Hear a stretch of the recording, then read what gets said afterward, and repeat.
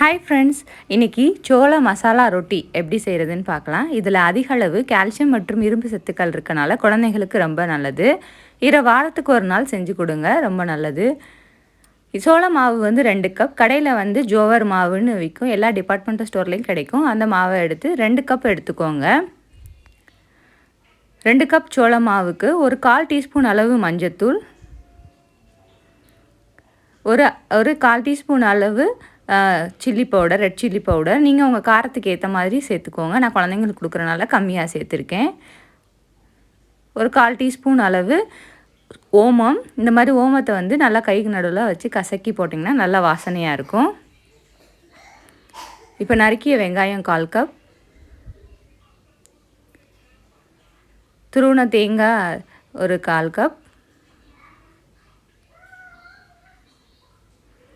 1 cup அளவு carrot, துருவின carrot,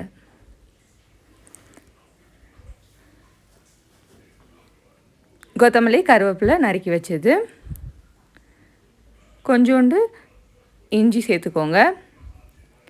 இதுக்கு தேவையான அளவு உப்பு சேர்த்து இந்த மாவை வந்து நல்லா கிளறி விட்டுக்கலாம். இப்போ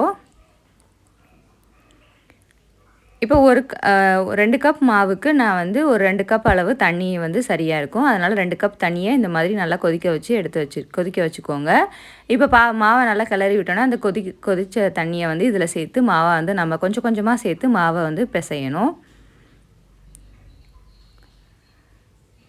நல்லா தண்ணி சூடாகவே சேர்த்துக்கோங்க.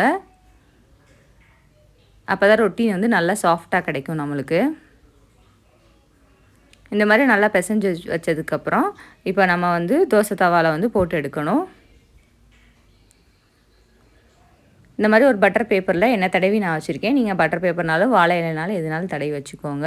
அதில் நல்லா ரொட்டியை வந்து நல்லா தின்னாக வந்து தட்டிக்கலாம். நல்லா தின்னாக ரொட்டியை தட்டிட்டிங்கன்னா நல்லா டேஸ்ட்டாக நல்லா வரும், கிறிஸ்பியாக வெந்து வரும். இந்த மாதிரி அடுப்பில் வந்து லைட்டாக ஓட்டை போட்டுக்கலாம். அப்போ தான் 2 பக்கமும் எண்ணெய் ஊற்றினா வேகிறதுக்கு கரெக்டாக இருக்கும்.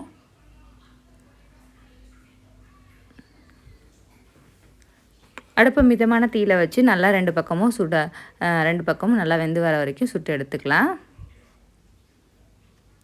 இப்போ ஒரு பக்கம் வெந்துருச்சு, பிரட்டி போட்டுட்டு இன்னொரு பக்கமும் வேக வச்சு எடுத்துக்கலாம்.